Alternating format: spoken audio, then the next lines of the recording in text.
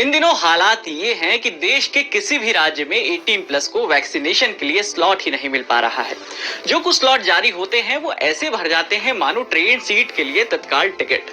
वहीं 45 प्लस का एक तबका ऐसा भी है जो पहले डोज की वैक्सीन तो लगवा चुका है, लेकिन दूसरे डोज के लिए उसे भी स्लॉट नहीं मिल पा रहा है। ऐसे लोगों के जहन में कई तरह के सवाल उठ रहे हैं। मसलन अगर वैक्सीन का दूसरा डोज देरी से लगा तो क्या होगा? क्या इसका असर इम्यूनिटी या एंटीबॉडी बनने की प्रक्रिया पर पड़ेगा? अगर पड़ेगा तो क्या वो कोरोना के खिलाफ लड़ाई में असरदार होगा? इसे लेकर हमने महामारी और वैक्सीन एक्सपर्ट डॉक्टर चंद्रकांत लाहरिया से बातचीत की। उन्होंने इस बारे में जो हमें बताया वही बातें हम आपको बहुत ही आसान भाषा में समझा रहे हैं। तो अब सवाल उठता है कि दूसरा डोज कब तक लगवाया जा सकता है। इस बारे में डॉक्टर लाहरिया कहते हैं कि सरकार और वैक्सीन कंपनियों की सिफारिशों को देखा जाए तो कोवैक्सीन के 2 डोज के लिए 6 हफ्ते और कोविशील्ड के 2 डोज के लिए 8 हफ्ते का समय निर्धारित किया गया है।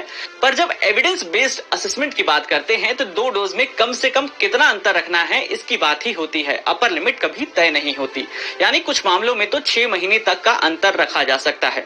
पर इसका ये मतलब नहीं कि 1 साल बाद दूसरा डोज लेने चले जाएं। ये काम नहीं करेगा और हो सकता है तब आपको दोबारा दोनों डोज लेने पड़ जाएं। मुंबई के Jaslok hospital and research centre की डॉक्टर माला वी कानेरिया का कहना है कि कोविशील्ड के दूसरे डोज में 12 हफ्ते का अंतर हो भी गया तो कोई दिक्कत की बात नहीं है, पर कोवैक्सीन को लेकर ऐसी कोई स्टडी नहीं हुई है। पर अन्य वैक्सीन के संबंध में उपलब्ध स्टडी ये कहती है कि अगर दूसरा डोज कुछ महीने बाद भी लेते हैं तो उसका असर कायम रहता है। डॉक्टर कानेरिया बताती हैं कि कोरोना के केस बढ़ रहे हैं और इस वजह से सलाह दी जाती है कि लोग उपलब्ध होते ही दूसरा डोज लगवा लें। अगर देर हो भी जाती है तो घबराने की जरूरत नहीं है। उन्हें कोरोना प्रोटोकॉल का पालन करना है।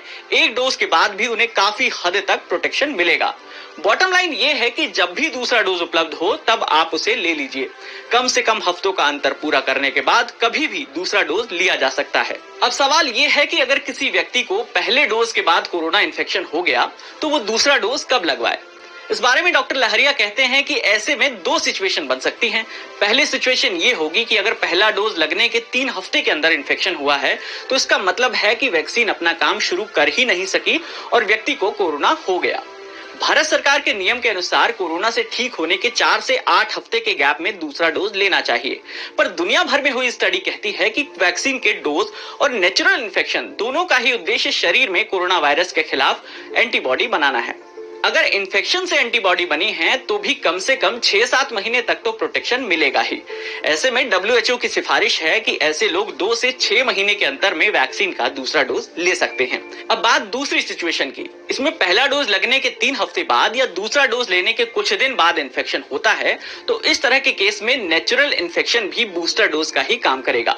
ऐसे में लक्षण गंभीर नहीं होते और व्यक्ति आसानी से ठीक हो जाता है। ऐसे ही नॉलेज बढ़ाने वाली वीडियोस देखने के लिए जुड़े रहिए दैनिक भास्कर ऐप के साथ।